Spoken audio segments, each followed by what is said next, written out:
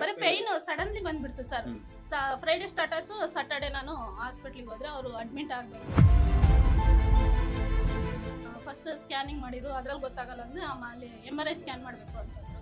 ಆವಾಗ ಡಿಸ್ಪಲ್ಸ್ ಆಗಿದೆ. ಏನು ಎತ್ತಂಗಿಲ್ಲ, ವೇಟು ಕೂತ್ಕೊಳ್ಳಂಗಿಲ್ಲ, ಕೆಳಗಡೆ ಕೂತ್ಕೊಳ್ಳಂಗಿಲ್ಲ, ಚೇರ್ ಮೇಲೆ ಕೂತ್ಕೋಬೇಕು, ವೆಸ್ಟರ್ನ್ ಬಾತ್ರೂಮೇ ಬೇಕು ಅಂತಾರೆ ಸರ್. ನಾವು ಇಲ್ಲಿ ಎಲ್ಲಿ ವೆಸ್ಟರ್ನ್ ಬಾತ್ರೂಮ್ ತರಕ್ ಹೋಗೋದು, ಇದರಲ್ಲಿ ಬಾಡಿಗೆ ಮನೆಯಲ್ಲಿ ಏನ್ ಮಾಡೋದು ಏನೋ. ಅಮ್ಮರು ಬಂದು ನಮ್ಗೆ ಇಲ್ಲಿ ಟ್ರೀಟ್ಮೆಂಟ್ ನೋಡ್ಕೊಳಕ್ಕೂ ಆಗಲ್ಲ, ಹಂಗಾಗಿ ಸ್ವಲ್ಪ ಭಯನೇ ಆಗೋಯ್ತು. ಚಿಕ್ಕ ಮಕ್ಳು ಒಂದ್ ವಾರ ಅಡ್ಮಿಟ್ ಮಾಡಿರೋದಕ್ಕೆ ನಮ್ಮ ಮಕ್ಳಿಗೆ ಊಟ ಮಾಡಿಕ್ಕರಿಲ್ಲ ಸರ್ ಮನೇಲಿ. ನಮ್ಮ ಮನೆಯವರಿಗೆ ನೈಟ್ ಡ್ಯೂಟಿ ಬೇರೆ ಹಾಕಿದ್ದಾರೆ ಸರ್. ಡೇ ಎಲ್ಲ ನನ್ನ ಹತ್ರ ಬರ್ತಾರೆ, ನೈಟ್ ಎಲ್ಲ ಡ್ಯೂಟಿಗೆ ಹೋಗ್ತಾರೆ. ನೀವ್ ಯಾಕೆ ಕಲ್ತಿದ್ರಾ? ಇಲ್ಲ ಅದ ಸಡನ್ಲಿ ಹಿಂಗ್ ಆಯ್ತಲ್ಲ. ಏನಿಲ್ಲ ಸರ್, ಇವಾಗ ಸರಿ ಆಗಿದೆಯಲ್ಲ ಸರ್, 80% ಸರಿ ಆಗಿದೆಯಲ್ಲ, ಇನ್ನೊಂದ್ ಸ್ವಲ್ಪ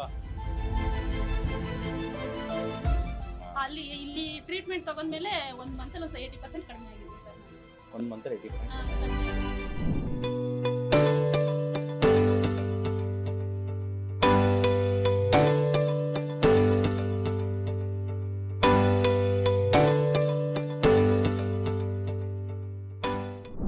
ಎಷ್ಟು 2 ತಿಂಗಳಾಯ್ತಾ ಪೈನ್ ಬಂದು? ಡಿಸೆಂಬರ್ ಎಂಡಿಂಗ್ ಅಲ್ಲಿ ಸ್ಟಾರ್ಟ್ ಆಗಿದೆ ಸರ್. ಸ್ಟಾರ್ಟಿಂಗ್ ಒಂದು 15 ಡೇಸ್ ಅಲ್ಲಿ ಟ್ರೀಟ್ಮೆಂಟ್ ಕೊಟ್ರು. ಅದು ಕಡಿಮೆ ಆಗ್ಲಿಲ್ಲ ಅಂದ್ರೆ ಸರ್ಜರಿ ಮಾಡ್ಬೇಕು ಅಂತ ಅಂದ್ರು. ಅದಕ್ಕೆ ಭಯ ಬಿದ್ಬಿಟ್ಟು ನಾವು ಸಡನ್ ಆಗಿ ಸರ್ಜರಿ. ಸರ್ ಅದು ಟ್ಯಾಬ್ಲೆಟ್ ಕೊಟ್ಟಿದ್ರು. 1 ವೀಕ್ ಅಲ್ಲಿದ್ವಿ, 1 ವೀಕಿಗೆ ಟ್ಯಾಬ್ಲೆಟ್ ಕೊಟ್ರು. ಅದು ಕಡಿಮೆ ಆಗ್ಲಿಲ್ಲ ಅಂತಂದ್ರೆ ಸರ್ಜರಿ ಮಾಡ್ಬೇಕು ಅಂತ ಅಂದ್ರು.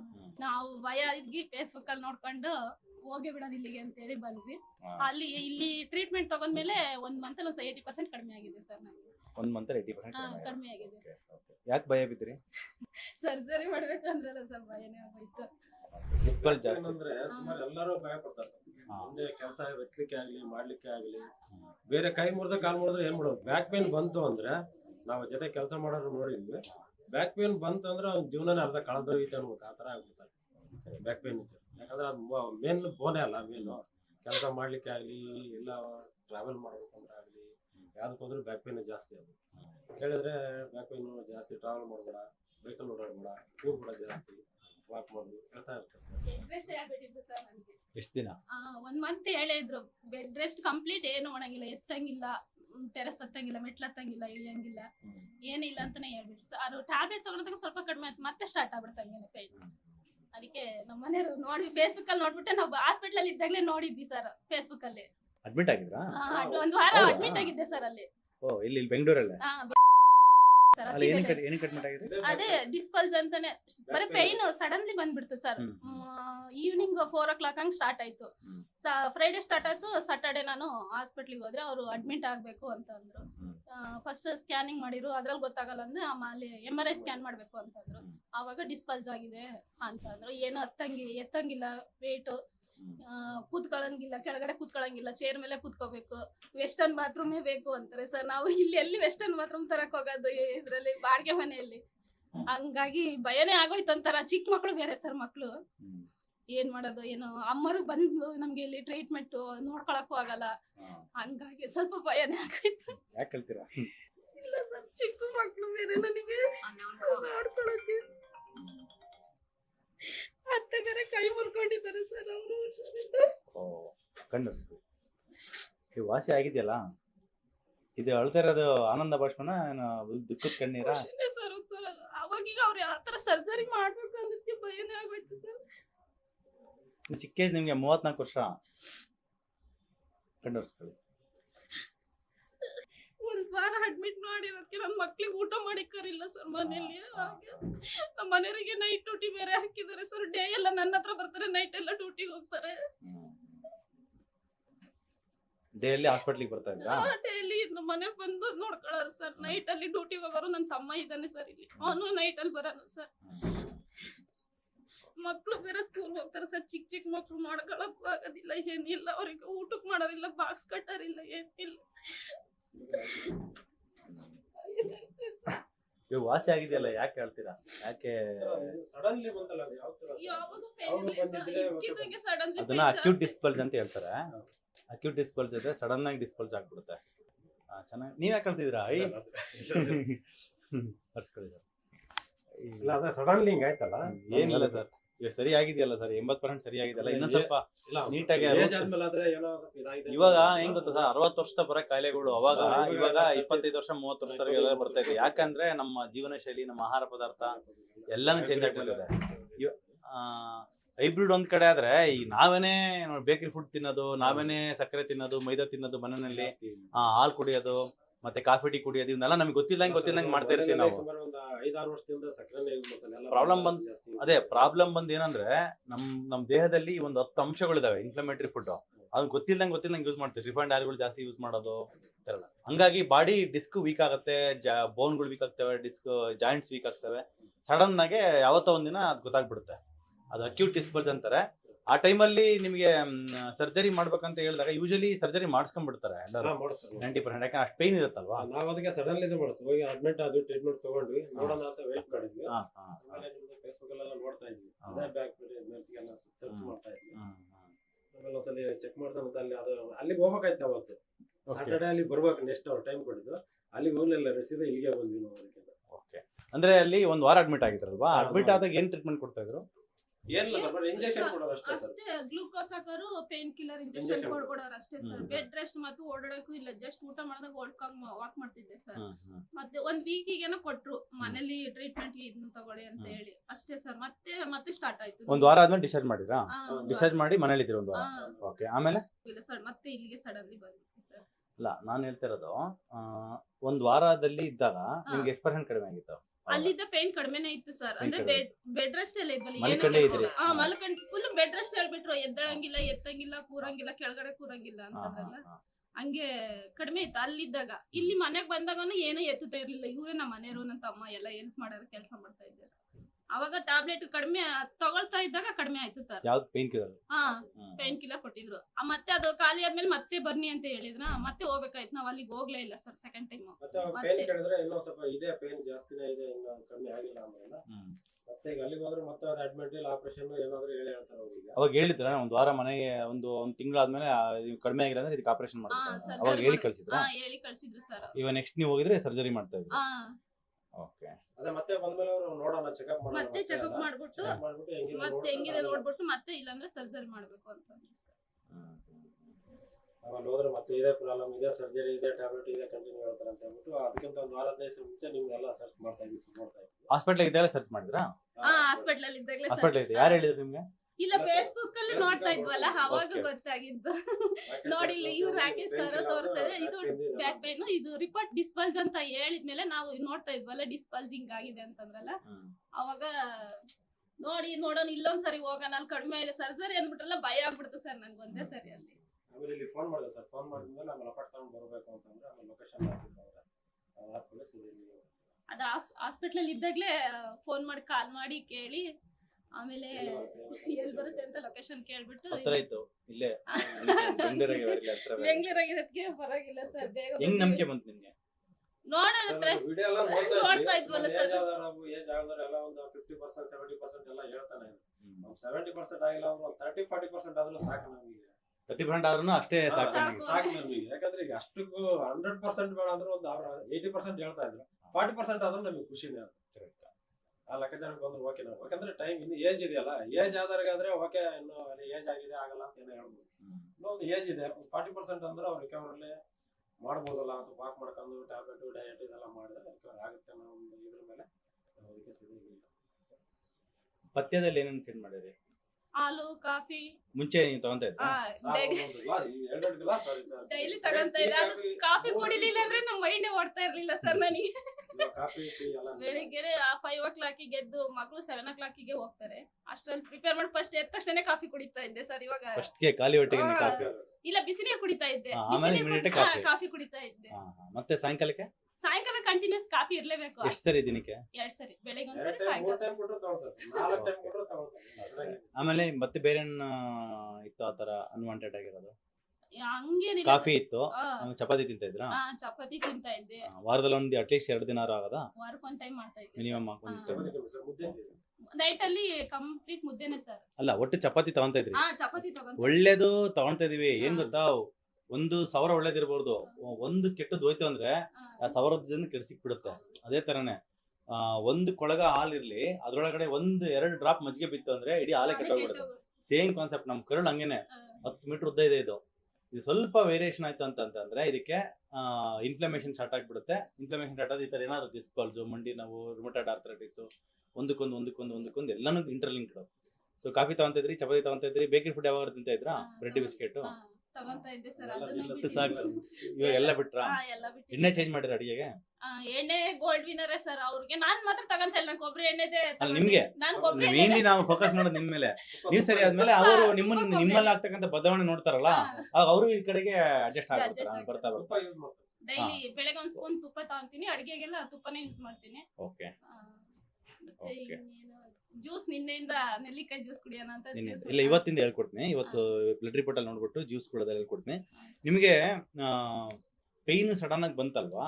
ಸಡನ್ ಆಗಿ ಬಂದಾಗ ನೀವು ಯಾವ ತರ ಇತ್ತು? ಕಾಲ್ಗೆಲ್ಲ ಅರಿತಾ ಇತ್ತಾ ಅಥವಾ? ಸರ್ ಕಾಲು ಅಂದ್ರೆ ನನಗೆ ಕೂರಕ್ಕೆ ಆಗ್ತಾ ಇಲ್ಲ ಸರ್. ಇವ್ರು ಹಾಸ್ಪಿಟ್ಲಿಗೆ ಕರ್ಕೊಂಡು ಹೋಗಕ್ಕೆ ಗಾಡಿ ಹತ್ತಕ್ಕೆ ಬರ್ತಿಲ್ಲ, ಕಾಲ್ ಹಿಂಗೆ ಹಾಕಕ್ಕೆ ಆಗ್ತಿಲ್ಲ ಗಾಡಿಲಿ. ಫುಲ್ ಎಳಿತಾ ಇತ್ತಾ? ಫುಲ್ ಎಳಿತಾ ಇತ್ತು ಸರ್. ಈ ತರ ಕುತ್ಕೊಳಕ್ಕೆ ಬರ್ತಾ ಇರ್ಲಿಲ್ಲ ನನ್ಗೆ. ಇವಾಗ ಕಡಿಮೆ ಆಗಿದೆ? ಇವಾಗ ಮತ್ತೆ ಕುತ್ಕೊಂಡು ತೋರಿಸ್ತೀರಾ? ಬಲಗಡೆ ಕಾಲು ಎತ್ತಿ ಮೇಲೆ ಎಸೆಲ್ಲ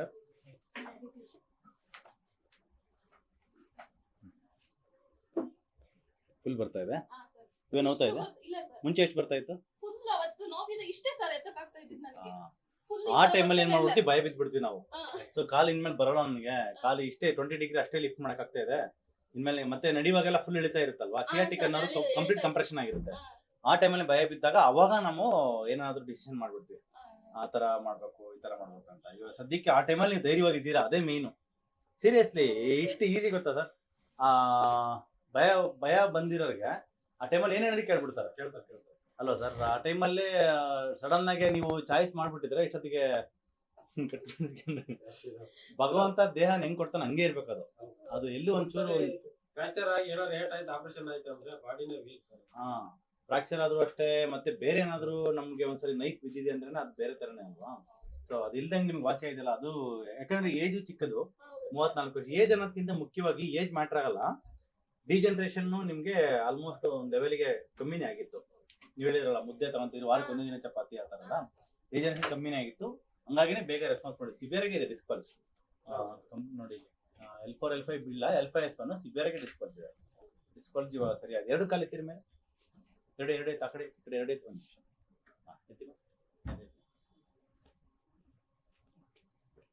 ನೋವ್ತಾ ಇಲ್ಲ? ಮೇನ್ ಬಂದು ಇದಕ್ಕೆ 2 ಎಕ್ಸರ್ಸೈಸು. ಕೆಳಗಡೆ ಕುತ್ಕೊಳ್ಳಿ, ಜಸ್ಟ್ ಕುಕ್ಕರ್ಗಳಲ್ಲಿ ಹೊರಕೊಂಡ್ಬಿಟ್ಟು ಕುತ್ಕೊಳ್ಳಿ ಅಷ್ಟೇ. ಆರಾಮಾಗಿ ಕುತ್ಕೊಳ್ಳಿ. ಎಸ್, ಹೆಣ್ಮಕ್ಳು ಕುತ್ಕೊಂತಾರೆ ಕೆಳಗಡೆ, ಇಮ್ಡಿ ಕೆಳಗಡೆ ಆರಾಮಾಗಿ ಕುತ್ಕೊಳ್ಳಿ. ಹೆಣ್ಮಕ್ಳು ಮನೆ ಹೆಂಗ್ ಕುತ್ಕೊಂತಾರೆ ಆ ಥರ, ಈ ಥರ ಡೈಲಿ ಒಂದು ಅರ್ಧ ಗಂಟೆ ಕುತ್ಕೊಳ್ಬೇಕು. ಡೈಲಿ ½ an hour ಸುಮ್ಮನೆ ಈ ಥರ ಕುತ್ಕೊಂಡು ಮೊಬೈಲ್ ನೋಡೋದು ಅಥವಾ ಪೇಪರ್ ಓದೋದು, ಬುಕ್ ಓದೋದು ಏನು ಮಾಡಿ ಈ ಥರ ಒಂದು ಅರ್ಧ ಗಂಟೆ ಕುತ್ಕೊಳ್ಳಿ. ಇಲ್ಲ ಸುಮ್ಮನೆ ಕುತ್ಕೊಳ್ಳಿ, ಟಿವಿ ನೋಡ್ಬೇಕಾ ಸುಮ್ಮನೆ ಕುತ್ಕೊಂಡ್ರೆ ಆಯ್ತು. ಈ ಥರ ನಾವು ಯಾವಾಗ ಕುತ್ಕೊಂಡಿದ್ವಿ ಲೈಫಲ್ಲಿ? ಇತ್ತೀಚೆಗಂತೂ ಇಲ್ವೇ ಇಲ್ಲ. ಹಿಂದಿನ ಕಾಲದಾಗೆ ನೆಲದ ಮೇಲೆ ಒಲೆ ಇರೋದು, ಕೆಳಗಡೆ ಕುತ್ಕೋಬೇಕಾಯ್ತು ಕಂಪಲ್ಸರಿ. ಇವಾಗೆಲ್ಲ ಸ್ಲ್ಯಾಬ್ ಬಂದ್ಬಿಟ್ಟಿದೆ, ನಿಂತ್ಕೊಂಡೇ ಇರ್ತಾರೆ. ಹೆಣ್ಣು ಮಕ್ಕಳಿಗೆ ನಿಂತ್ಕೊಳ್ಳೋದು ಆಕ್ಚುಲಿ ಡೇಂಜರ್. ಬಟ್ ಕಂಟಿನ್ಯೂಸ್ ನಿಂತ್ಕೊಂಡಿರ್ತಾರೆ. ದಿನಕ್ಕೆ 8 ಅವರ್ ಅಡಿಗೆ ಮನೆ ಕೆಲಸ 8 ಅವರ್ ನಿಂತ್ಕೊಂಡಿರ್ತಾರೆ. ಮುಂಚೆ ಕುತ್ಕೊಳ್ಳೋದು, ಎದ್ದೇಳೋದು ಎಲ್ಲ ಮೂವ್ಮೆಂಟ್ ಬರ್ತಾ ಇತ್ತು. ಇವಾಗ ಯಾವ ಮೂವ್ಮೆಂಟ್ ಇಲ್ಲ. ಹಂಗಾಗಿ ನೀವು ಇದನ್ನ ಎಸ್ಪೆಷಲಿ ತರಕಾರಿ ಕಟ್ ಮಾಡ್ಬೇಕಾರೆ ಅಥವಾ ಏನಾದ್ರು ಕೆಲಸ ಇದ್ರೆ ಕೆಳಗಡೆ ಕುತ್ಕೊಂಡ್ಬಿಟ್ಟೆ ಮಾಡಿ. ಈ ತರ ಎಸ್ಪೆಷಲಿ ಕುಕ್ಕರ್ಗಾದ್ರೆ ಒಂದು ಅರ್ಧ ಗಂಟೆ ಕುತ್ಕೊಂಡು ಅಭ್ಯಾಸ ಮಾಡ್ಕೊಳ್ಳಿ. ಸೊ ದಟ್ ಇದು ಫುಲ್ ಸ್ಟ್ರೆಂತ್ ಆಗುತ್ತೆ. ಆಮೇಲೆ ಅವಾಗ ಹೇಳಿದ್ರಿ ನೀವು ವೆಸ್ಟರ್ನ್ ಟಾಯ್ಲೆಟ್ ಯೂಸ್ ಮಾಡ್ಬೇಕು. ಸರ್ ಅವ್ರು ಹೇಳ್ದಾಗ ಹಂಗೇನೆ ಭಯ ಆಗ್ಬಿಡ್ತು. ಎಲ್ಲಿ ತರಕ್ ಹೋಗೋದು, ಇಲ್ಲಿ ಸಿಟಿಲಿ ಅದು ಬಾಡಿಗೆ ಮನೇಲಿ ಇದೀವಲ್ಲ, ಕರೆಕ್ಟ್ ನೆನೆಸ್ಕೊಂಡ್ರೆ ಭಯನ ಆಗೋಗ್ಬಿಡ್ತಾರೆ. ಏನ್ ಮಾಡಕ್ ಪರಿಸ್ಥಿತಿ ಅಂತ. ವೆಸ್ಟರ್ನ್ ಟಾಯ್ಲೆಟ್ ಮತ್ತೆ ಬೇರೆ ಬೈಕಲ್ಲಿ ಸರ್ ಜರ್ನಿನೇ ಮಾಡಂಗಿಲ್ಲ ಅಂತ ಅಂದ್ರೆ ಅವರು. ಬಸ್ಸಲ್ಲಿ ಬೈಕಲ್ಲಿ ಹೋಗಂಗಿಲ್ಲ, ಜರ್ನಿನೇ ಮಾಡಂಗಿಲ್ಲ ಅಂತ ಅಂದ್ರೆ ಸರ್. ಬಸ್ಸಲ್ಲಿ ಬೈಕಲ್ಲಿ ಜರ್ನಿ ಮಾಡಂಗಿಲ್ಲ, ಮತ್ತೆ ಇಲ್ಲಿ ಜರ್ನಿ ಹೆಂಗ್ ಇದು ಮಾಡೋದು? ಕಾರಲ್ಲಿ ಓಡಾಡಕ್ಕಾಗತ್ತಾ? ಸೊ ಅಲ್ಲ, ಈವನ್ ಕಾರಲ್ಲಿ ಈಗ ನಮ್ಮ ಹಾಸ್ಪಿಟ್ಲಿ ಕಾರಲ್ಲಿ ಓಡಾಡೋರು ಬರ್ತಾರಲ್ವಾ, ಅವ್ರು ಕಾರಲ್ಲಿ ಓಡಾಡ್ತಾರೆ. ಆದ್ರೆ ಬ್ಯಾಕ್ ಪೇನ್ ಅಂದ್ರೆ ಅರ್ಥ ಏನು? ಅದು ಸೊಲ್ಯೂಷನ್ ಅಲ್ಲ. ಸೊ ಬೆಲ್ಟ್ ಹಾಕೋಬೇಕು, 24 hours ಬೆಲ್ಟ್ ಹಾಕೋಬೇಕು. ಅಂದ್ರೆ ಬೆಲ್ಟ್ ಹಾಕೊಂಡ್ರೆ ಪೇನ್ ಬರ್ತೈತೆ ಅಂದ್ರೆ ಅದು ಸೊಲ್ಯೂಷನ್ ಅಲ್ಲ ಅಂತ. ಅಂದ್ರೆ ಏನಂದ್ರೆ ಸೊಲ್ಯೂಷನ್ ಯಾವುದು ಏನೋ ಒಂದು 2% 1% ಹೆಲ್ಪ್ ಆಗುತ್ತೋ ಅದನ್ನೇ ಸೊಲ್ಯೂಷನ್ ಅಂತ ಅನ್ಕೊಂಡ್ಬಿಟ್ರೆ. ಎಕ್ಸಾಂಪಲ್, ಒಂದು ಬಾವಿಲಿ ಈಜ್ ಬರ್ದಿರೋ ಇಳಿದು ಹಂಗೆ ಮುಳುಗ್ತಾ ಇರ್ಬೇಕಾದ್ರೆ ಒಂದ್ ಬಳ್ಳಿನ ಆಸರೆ ಸಿಕ್ಕರು ಆಸರೆ ಇಟ್ಕೊಂತಾರೆ. ಅದು ಆಸರೆ ಅಂತ ಗೊತ್ತಿರಲ್ಲ, ಅದು ಇಟ್ಕೊಂಡ್ರೆ ನಾನು ಬೀಳ್ತೀನಿ ಅಂತ ಗೊತ್ತು. ಬಟ್ ಆದ್ರೆ ಅದನ್ನ ಆಸರೆ ಆಗಿ ನಂಬಿಡ್ತಾನೆ ಆ ಟೈಮಲ್ಲಿ. ಅದೇ ತರನೇ ಇದನ್ನು ಕಾರಲ್ಲಿ ಓಡಾಡೋದು ಒಂದು ಬಳ್ಳಿ ಆಸರೆ ಇದ್ದಂಗೆ, ವೆಸ್ಟರ್ನ್ ಟಾಯ್ಲೆಟ್ ಯೂಸ್ ಮಾಡಿ ಅಲ್ಲೇ ಕುತ್ಕೊಳ್ಳೋದು ಬಳ್ಳಿ ಆಸರೆ ಇದ್ದಂಗೆ. ಆಕ್ಚುಲಿ ನಾವೆಲ್ಲರಿಗೂ ಸಜೆಸ್ಟ್ ಮಾಡೋದು ಇಂಡಿಯನ್ ಟಾಯ್ಲೆಟ್ ಯೂಸ್ ಮಾಡಿ ಅಂತ. ಇಂಡಿಯನ್ ಟಾಯ್ಲೆಟ್ ಬಿಟ್ಟು ಬೇರೆ ಯಾವ್ದು ಯೂಸ್ ಮಾಡಕ್ ಹೋಗ್ಬಿಡಿ. Indian toilet is the best method. At least ಆ ಟೈಮಲ್ಲಿ 5 ನಿಮಿಷ ಕೆಳಗಡೆ ಕುತ್ಕೊಂತೀವಿ. ಉಳಿದಿರೋ ಟೈಮಲ್ಲಿ ಎಲ್ಲ ಟೈಮಲ್ಲಿ ಕುರ್ಚಿದಲ್ಲಿ ಕುತ್ಕೊಂಡಂಗೆ ಕುತ್ಕೊಂತೀವಿ. ಆಮೇಲೆ ಕಾರಲ್ಲಿ ಓಡಾಡೋದು ಸೊಲ್ಯೂಷನ್ ಅಲ್ಲ, ಇದು ಸೊಲ್ಯೂಷನ್ ಅಲ್ಲ, ಬೆಲ್ಟ್ ಹಾಕೋದು ಸೊಲ್ಯೂಷನ್ ಅಲ್ಲ, ಹಾಲು ಕುಡಿಯೋದು ಸೊಲ್ಯೂಷನ್ ಅಲ್ಲ. ಯಾವ್ದಾವ್ದೆಲ್ಲ ಈ ಬಾವಿ ಇರ್ತಕ್ಕಂಥ ಈಜಿ ಬರ್ದಿರೋ ಮುಳುಗುವಾಗ ಬಳ್ಳಿ ಹೆಂಗ್ ಹಿಡ್ಕೊಂತಾರೆ ಅದೇ ತರ ಪರಿಹಾರಗಳು ಆಗ್ತಾ ಇದಾವೆ. ಆ ಪರಿಹಾರಗಳು ಆಗುವಾಗ್ಲೇನೆ ನಮ್ಗೆ ಇದಲ್ಲ ಅಂತ ಹೇಳಿ ಅದನ್ನ ಸರಿ ಪ್ರೊಸೀಜರ್ ಮಾಡಿಸ್ಬಿಡ್ತೀವಿ. ಮಾಡಿಸ್ಬಿಟ್ಟು ಅದಾದ್ಮೇಲೆ ಎಷ್ಟು ದಿನ ಅದು ವಾಸಿ ಇರುತ್ತೆ? ಪನಿಗೆ ಮೂಲ ಬರೋದು ಫುಡ್ಡಿಗೆ ಬರುತ್ತೆ. ಫುಡ್ ನೀವು ಕರೆಕ್ಷನ್ ಮಾಡ್ಕೊಂಡಿದ್ದೀರಾ? ಸೊ ಇದೇ ತರ ಮಾಡ್ಕೊಂತಿರಲ್ವಾ? ಇದೇ ತರ ಮಾಡ್ಕೊಂತೀರ. ಇದೇ ತರ ನೀವು ಪಥ್ಯ ಮಾಡ್ಕೊಂತ ಹೋಗ್ಬಿಟ್ರೆ ಕಂಪ್ಲೀಟ್ ಆಗಿ ನಿಮ್ಗೆ ಕ್ಲಿಯರ್ ಆಗುತ್ತೆ. ಸರ್ 1 ವೀಕ್ ಇಂದ ಇದು ನೋವು ಬರ್ತಾ ಇದೆ. ತಲೆ ಕೆಡಿಸ್ಕೊಬೇಡಿ. ಬ್ಲಡ್ ರಿಪೋರ್ಟ್ ಅಲ್ಲಿ ವಿಟಮಿನ್ ಡಿ, B12 ಎಲ್ಲ ವೇರಿಯೇಷನ್ ಇದೆ. ಅದೆಲ್ಲ ಸರಿ ಮಾಡಕ್ಕೆ IV ಡ್ರಿಪ್ ಎಲ್ಲ ಕೊಡ್ತೀನಿ. ವೀಕ್ಲಿ ಡ್ರಿಪ್ ಹಾಕ್ಸಂತ ಹೋಗಿ ಒಂದು 10 ಟೈಮ್ಸ್ ಡ್ರಿಪ್ ಹಾಕ್ಸ್ಕೊಳ್ಳಿ. ಕಂಪ್ಲೀಟ್ ಸ್ಟ್ರೆಂತ್ ಆಗುತ್ತೆ. ನರ ಮತ್ತೆ ಬೋನು ಮತ್ತೆ ಮಸಲ್ಸ್ ಎಲ್ಲ ಸ್ಟ್ರೆಂತ್ ಆಮೇಲೆ ದೆನ್ ಯು ವಿಲ್ ಸ್ಟಾಪ್ ಎಲ್ಲ ಟ್ರೀಟ್ಮೆಂಟ್. ಒಂದು 2 ಮಂತ್ಸ್ ಅಂತ ಎಲ್ಲ ಟ್ರೀಟ್ಮೆಂಟ್ ಸ್ಟಾಪ್ ಮಾಡ್ಬಿಟ್ಟು ಆಮೇಲೆ ನೀವು ಪಥ್ಯ ಅಷ್ಟೇ ಕಂಟಿನ್ಯೂ ಮಾಡ್ಕೊಂತ ಹೋಗಿ ಮಾತ್ರೆಗಳು ಕಮ್ಮಿ ಮಾಡಿ ಕೂತ್ಕೊಳ್ಳಿ. ಸೊ ಈ ತರ ನಮ್ ಯೂಟ್ಯೂಬ್ ನೋಡ್ತಕ್ಕಂಥ ವೀಕ್ಷಕರಿಗೆ ಏನ್ ಹೇಳಕ್ ಇಷ್ಟಪಡ್ತೀರಾ? ಏನಂದ್ರೆ ಇಲ್ಲಿ ನಾವು ಸರ್ಜರಿ ಅಂದ್ರೆ ಭಯ ಬಿದ್ಬಿಡ್ತೀವಿ ಸರ್. ಈ ತರ ಒಂದ್ ಟೈಮ್ ಬಂದು ತೋರ್ಸ್ಕೊಂಡು ಹೋದ್ರೆ ನಮ್ಗೆ ಎಷ್ಟು ಕಡಿಮೆ ಆಗಿದೆ ಅನ್ನೋದು ನಮ್ ಬಾಡಿಲೇ ನನಗೆ ಇವಾಗ ಗೊತ್ತಾಗ್ತದೆ. ಈ ಪಥ್ಯ ಮಾಡಿದಾಗ ಸರ್ ಬಾಡಿ ಫ್ರೀ ಅನಿಸ್ತಾ ಇದೆ ಸರ್ ನನಗೆ. ಈಗ food, bakery food, oil food ಈಗ ಒಂದ್ ಸ್ವಲ್ಪ ಬಿಟ್ಟಾಗಿಂದ ನನ್ಗೆ ಹಾಲು ಕಾಫಿ ಎಲ್ಲ ಬಿಟ್ಟಾಗಿಂದ ನನ್ನ ಬಾಡಿ ನನಗೆ ಒಂಥರ ಚೇಂಜಸ್ ಕಾಣ್ತಾ ಇದೆ ಸರ್. ಆತರ ಹೌದು ಖಂಡಿತವಾಗ್ಲೂ ಆಗುತ್ತೆ. ಅದು ನಮ್ದು ಏನಂದ್ರೆ ಎಲ್ಲಾನು ಕೂಡ ನಮ್ಗೆ ನಮ್ ದೇಹಕ್ಕೆ ಏನ್ ಬೇಕೋ ಅದನ್ನ ಕೊಡ್ಬೇಕಷ್ಟೇ. ಅದು ಕೊಟ್ರೆ ನಮ್ ದೇಹ ನಮ್ಗೆ ಚೆನ್ನಾಗಿ ನೋಡ್ಕೊಳ್ಳುತ್ತೆ. ಸ್ವಲ್ಪ ಎಲ್ಲ ಈ ತರ ಎಮರ್ಜೆನ್ಸಿಗಳು ಕ್ರಿಯೇಟ್ ಮಾಡ್ಬೋದು. ನಾವೇ ಕ್ರಿಯೇಟ್ ಮಾಡಿರೋದು ಗೊತ್ತಿಲ್ಲ ನಂಗೆ. ನಮ್ ಯೂಟ್ಯೂಬ್ ನೋಡೋಂತವ್ರಿಗೆ ಏನ್ ಹೇಳಕ್ ಇಷ್ಟಪಡ್ತೀರಿ ಸರ್? ಸರ್ ಚೆನ್ನಾಗಿದೆ, ಸ್ಪೆಸಿಲಿಟಿ ವ್ಯವಸ್ಥೆ ಎಲ್ಲ ಚೆನ್ನಾಗಿದೆ, ರೆಸ್ಪಾನ್ಸಿಬಿಲಿಟಿ ಚೆನ್ನಾಗಿದೆ. ಬ್ಯಾಕ್ ಪೇನ್ ಅಂತಂದ್ರೆ ಇಮಿಡಿಯೇಟ್ಲಿ ಬಂದು ನೋಡ್ಕೊಂಡು ಟ್ರೀಟ್ಮೆಂಟ್ ತಗೊಂಡ್ರೆ ಒಳ್ಳೇದು ಅಂತ ಹೇಳ್ತೀನಿ. ಮತ್ತೆ ಬನ್ನಿ, ಅವ್ರು ಟ್ರೀಟ್ಮೆಂಟ್ ಕೊಡ್ತಾರೆ, ಕಡಿಮೆ ಆಗುತ್ತೆ, ಮತ್ತೆ ಬನ್ನಿ ಅಂತ ಹೇಳ್ತಾರೆ. ಇಲ್ಲಿ ಹೋಗಿ ತಿರ್ಗೋದ್ಕಿಂತ ಇಂಥ ಕಡೆ ಬಂದು ನಮ್ಮ ಹಳ್ಳಿ ಕಡೆಯಿಂದ ನಾನು ಎಕ್ಸ್ಪೆಷಲಿ ನಮ್ಮ ಅಪ್ಪಾಜಿ ಕರ್ಕೊಂಡ್ ಬರ್ಬೇಕು ಅಂತ ಇದೀನಿ ಸರ್. ಅವ್ರಿಗೂ ತುಂಬಾನೇ ಪೇನು ಜಾಸ್ತಿ, ಸೊಂಟ ನೋವು. ಹಾ ಸರ್. ನಿಮ್ದು ಯಾವ ಊರು? ನಮ್ದು ಚಿತ್ರದುರ್ಗ ಸರ್. ಇವಾಗ ಇಲ್ಲಿ ಇರೋದು? ಇವಾಗ ಏನ್ ಕೆಲಸ ಮಾಡ್ತೀರಾ? ಕಂಪ್ನಿ ಹೋಗ್ತದೆ ಸರ್. ಕಂಪ್ನಿ ನೀವು ನಾವು ಹೌಸ್ ವೈಫ್ ಮನೇಲೆ ಸರ್. ಸಡನ್ ಹಿಂಗ್ ಆಯ್ತಲ್ಲ, ಹಂಗಾಗಿ ಎಲ್ಲರದು ಅಟೆನ್ಷನ್ ನಿಮ್ಮ ಮೇಲೆ ಬಂದಿದೆ. ಹಸ್ಬೆಂಡ್, ತಾಯಿ ನೋಡ್ಕೋಬೇಕು, ತಮ್ಮ ನೋಡ್ಕೋಬೇಕು, ಈ ತರ ಮಕ್ಕಳು, ಎಕ್ಸ್ಪೆಷಲಿ ಮಕ್ಕಳು ಸರ್. ಸ್ಕೂಲ್ ಬೆಳಗ್ಗೆನೆ 7 ಗಂಟೆಗೆ ಕಳಿಸ್ಬೇಕು. ಸರಿ ಆಗ್ತಿರ ಬಿಡಿ. ಇವಾಗ ಎಲ್ಲ ಕೆಲಸ ಮಾಡಿ ಇವೆಲ್ಲ ಮಾಡ್ತಾ ಇದಾರ, ಸ್ಟಾರ್ಟ್ ಮಾಡಿದ್ರಾ? ಬೆಳಗ್ಗೆ ತಿಂಡಿ ಮಾಡೋದೆಲ್ಲ ಸ್ಟಾರ್ಟ್ ಮಾಡಿದ್ರು ಮತ್ತೆ ಎಲ್ಲ A to Z ಮಾಡಿ. ನಾವು ಬೆಡ್ ರೆಸ್ಟ್ ಹೇಳೋದ ಮುಖ್ಯವಾಗಿ. ಬೆಡ್ ರೆಸ್ಟ್ ಇರುವಾಗ ನೋವು ಕಡಿಮೆ ಇರುತ್ತೆ. ಮತ್ತೆ ನಾವು ಮಾಮೂಲಿ ಕೆಲಸ ಮಾಡಕ್ ಸ್ಟಾರ್ಟ್ ಮಾಡಿದ್ರೆ ಮತ್ತೆ ನೋವು ಬರುತ್ತೆ. ಅದೇ ರೂಟ್ ಕಾಸ್ ಅಡ್ರೆಸ್ ಆಗ್ಬೇಕಲ್ವಾ, ವಾಸಿ ಆಗ್ಬೇಕಲ್ವಾ. ಕಾಲೇ ವಾಸಿ ಆದಾಗ ಎಷ್ಟ್ ಕೆಲಸ ಮಾಡಿದ್ರು ಆಗಲ್ಲ. ಮಗು ಎತ್ಕೆ ಬಡಿ ಅಂತಾರೆ, ಬಾರೆ ಎತ್ಕೆ ಬಡಿ ನೀರು ಎತ್ತಕ್ಕೂ ಏನು ಹೇಳಂಗೆ ಅವ್ರು ಹೇಳಿದ್ ನೋಡಿದ್ರೆ ಭಯನ ಬಿದ್ಬಿಟ್ಟಿದೆ ಸರ್. ನಾನು ಎತ್ತಂಗಿಲ್ಲ, ಏನಿಲ್ಲ, ಇಲ್ಲಿ ನೋಡ್ಕೊಳ್ಳೋರಿಲ್ಲ. ಅಮ್ಮ ಬೇರೆ ಅಲ್ಲಿಂದ ಇಲ್ಲಿ ಬರಕ್ಕೂ ಆಗ್ತಾ ಇಲ್ಲ ನೋಡ್ಕೊಳಕ್ಕೆ. ಅವರು ನನ್ನನ್ನೇ ನೀನೇ ಬಂದ್ಬಿಡಿ ಇಲ್ಲಿ, ನಾನು ಆರೈಕೆ ಮಾಡ್ತೀನಿ ಅಂತ ಅಮ್ಮ ಬೇರೆ ಊರಿಗೆ. ಅದೇ ಹೆಂಗಾದ್ರೆ ಎಲ್ಲಾನು ಎಲ್ಲಾ ದಾರಿಗಳು ಕ್ಲೋಸ್ ಅನ್ಸ್ಬಿಡ್ತವೆ ಮನೇಲಿ. ನಾನು ಒಬ್ಳಿಗಿಲ್ಲ ಅಂದ್ರೆ ಫುಲ್ ಎಲ್ಲಾನು ಒಂಥರ ಇದಾಗ್ಬಿಟ್ಟು. ಮನೇಲಿ ಹೆಣ್ಣು ಸ್ವಲ್ಪ ವೇರಿಯೇಷನ್ ಆಗ್ತದೆ ಮೇಡಮ್ ಕೆಲಸ. ಅವ್ರೊಬ್ರು ಒಂದು ವಾರ ಮಲ್ಕೊಂಡ್ಬಿಟ್ರೆ, 2 ದಿನ ಮಲ್ಕೊಂಡ್ಬಿಟ್ರೆ ಎಲ್ಲಾನು ಬಂದಾಗ್ಬಿಡುತ್ತೆ ಮೇಡಮ್. ನನ್ ಮಗಳು ಫುಲ್ ಇದಾಗ್ಬಿಟ್ಲು. ಮಮ್ಮಿ ಯಾವಾಗ ಬರ್ತೀನಿ ಇನ್ನು ಮನೆಗೆ ಅಂತ ಹೇಳಕತ್ಬಿಟ್ಟಿದೆ. ಹಾಸ್ಪಿಟ್ಲ್ ಆಗಿದ್ದಾಗಲ್ಲ ನೀವು ಅಲ್ಬಿಡಿ. ಇವಾಗ ಕಮ್ಮಿ ಆಗಿದೆ ಮೇಡಮ್, ಇವಾಗ ಕಮ್ಮಿ ಆಗಿದೆ. ಇನ್ನೂ ಚೆನ್ನಾಗ್ ಆಗ್ತೀರಾ, ಇನ್ನೂ ಆರಾಮಾಗ್ತೀರಿ ಸರ್ ಮಕ್ಳು. ಮಮ್ಮಿ ಇನ್ನು ಎಷ್ಟ್ ದಿನ ಇರ್ಬೇಕು ಇಲ್ಲಿ, ಯಾವಾಗ ಮನೆಗ್ ಬರ್ತೀನಿ ನಾನು? ಅವಾಗ 1 ವೀಕ್ ಅಡ್ಮಿಟ್ ಆಗಿದ್ನಲ್ಲ ಸರ್. ಅವಾಗ ಬೆಳಗ್ಗೆ ಸಾಯಂಕಾಲ ದೇವ್ರ ದುಡ್ಡನು ಅಷ್ಟೇ. ಅದು ಹಂಗಾಗಿ ಬೇಗ ವಾಸಿ ಆಗ್ತಕ್ಕಂಥ ಟೈಮ್ ಬಂದು ವಾಸಿ ಆಗಿದೆ. ನೀವು ಧೈರ್ಯವಾಗಿರಿ ಮೇಡಮ್. ಇನ್ಮೇಲೆ ಏನು ಅಳಕ್ ಹೋಗ್ಬೇಡಿ, ಧೈರ್ಯವಾಗಿರಿ. ಯಾಕಂದ್ರೆ ನಿಮ್ಗೆ ಆಲ್ಮೋಸ್ಟ್ ಕಡಿಮೆ ಆಗಿದೆ, ಇನ್ನೂ ಕಡಿಮೆ ಆಗುತ್ತೆ. ಇನ್ನೂ ಕಡಿಮೆ ಆಗಿ ಪೂರ್ತಿ ವಾಸಿ ಆಗತಕ್ಕಂಥ ಕರೆಕ್ಟಾಗಿ ಟ್ರೀಟ್ಮೆಂಟ್ ತಗೊಳ್ಳಿ. ಕಂಪ್ಲೀಟ್ ವಾಸಿ ಆದ್ಮೇಲೆ ಆಮೇಲೆ ಏನ್ ಪಥ್ಯ ಇದೆ ಅದನ್ನ ಲೈಫ್ ಟೈಮ್ ಮಾಡಿ. ಕಾಫಿ ಕುಡಿಯೋದ್ರಿಂದ ಏನೋ ಆಗುತ್ತೆ ಮೇಡಮ್. ನಾವು ಒಂದು 5 ನಿಮಿಷ ಸುಖಕ್ಕೋಸ್ಕರ ನೋಡಿ ಎಲ್ಲರಿಗೂ ನಾವು ಪಾಪ ಮಕ್ಕಳಿಗೆಲ್ಲ ತೊಂದರೆ, ಎಲ್ಲರಿಗೂ ತೊಂದರೆ ಆಗಂಗ ತರ ಸಿಚುವೇಶನ್ ನಮಗೆ ನಾವೇ ತಗೊಂಡೋಗ್ಬಿಡ್ತೀವಿ. ಅದನ್ನ ಕಾಫಿ ಟೀ ಅದೆಲ್ಲ 100% ಸ್ಟಾಪ್ ಮಾಡ್ಬಿಟ್ಟು ಕಂಪ್ಲೀಟ್ ಆಗಿ ಹೆಲ್ತಿ ಆಗಿರ್ತಕ್ಕಂಥ ಲೈಫ್ ಮಾಡ್ಕೊಂತ. Thank you sir.